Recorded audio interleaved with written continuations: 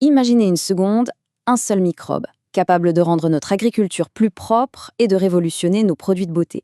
C'est l'histoire assez folle qu'on décortique aujourd'hui, celle d'Amoeba, une petite société française qui a une ambition, une ambition géante. La question qui est au cœur de tout ça, elle est simple mais en même temps elle donne le vertige. Est-ce qu'un organisme unicellulaire peut vraiment changer la donne dans deux industries mondiales aussi énormes? C'est le pari fou d'Amoeba. Pour bien comprendre l'enjeu, il suffit de regarder ces deux visions du monde. D'un côté, l'ancien, la dépendance à la chimie, les problèmes environnementaux, le tout synthétique.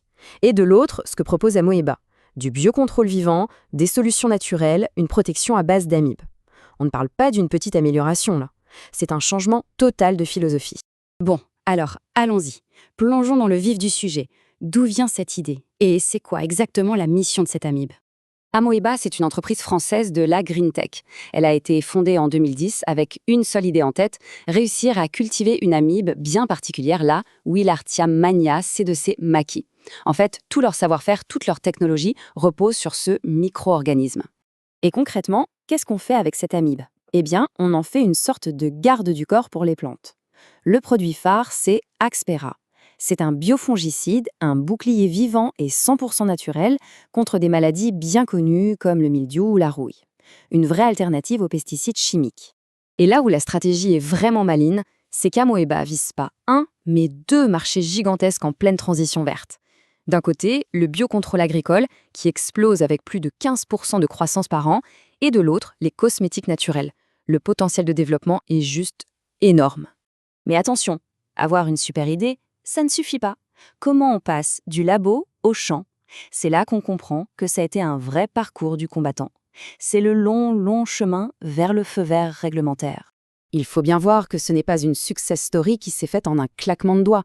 C'est un marathon. Pensez-y, 14 ans de recherche, de développement, de dépôt de brevets. Et 2025, c'est vraiment l'année charnière, avec les toutes dernières autorisations réglementaires attendues avant le grand lancement commercial prévu pour 2026. Et attention, ces 14 années, ce n'est pas du temps perdu. Au contraire, c'est une véritable forteresse. Ça a créé une barrière à l'entrée qui est quasi infranchissable pour d'éventuels concurrents. Cet avantage, c'est leur plus grand atout. C'est bien beau d'avoir une technologie de pointe, mais est-ce que les géants du secteur y croient?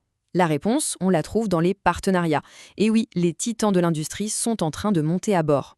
Et la réponse, c'est un grand oui. Les noms parlent d'eux-mêmes. On a Copert, le leader mondial du biocontrôle, qui va s'occuper de la distribution. On a Syngenta, un des plus grands de l'agro-industrie, qui collabore avec eux pour les céréales. Et même en Chine, un partenaire est déjà là pour le marché des cosmétiques. Ce ne sont pas juste des bouts de papier. Ce sont des validations par les plus grands noms du secteur. Bon, tout ça, c'est super, mais ça nous amène à la question qui fâche, l'argent. Quatrième partie, comment on met du carburant dans la fusée? Allons droit au but. Jusqu'à mi-2025, le chiffre d'affaires d'Amoe, c'est simple, c'est zéro. L'entreprise est en phase pré-commerciale. Autrement dit, ils ont tout développé, tout préparé, mais ils n'ont encore rien vendu. Mais c'est là que le jeu change.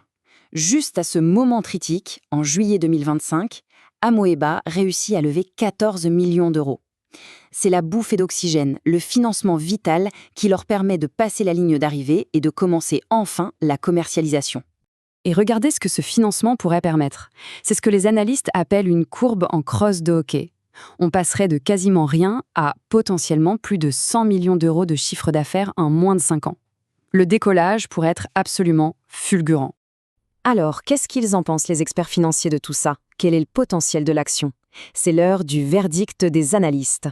Deux grands noms de l'analyse financière ont étudié le dossier, et leur conclusion est la même. Ils sont à l'achat. KBC Securities pense que le titre peut attendre 1,50 €, notamment grâce au partenariat avec Syngenta.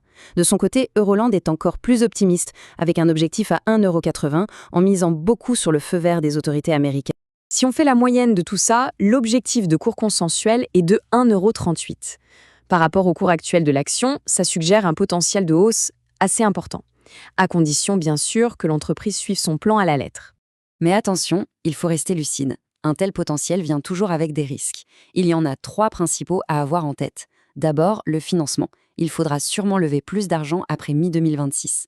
Ensuite, la dilution. Qui dit nouvelle levée de fonds dit potentiellement une plus petite part du gâteau pour les actionnaires existants. Et enfin, le plus gros risque de tous, l'exécution. C'est bien d'avoir un plan, maintenant il faut le réaliser. On en revient donc à la question de départ, mais formulée un peu différemment. Amoeba, est-ce qu'on est au début d'une vraie révolution green tech ou est-ce que c'est un pari, certes prometteur, mais à haut risque?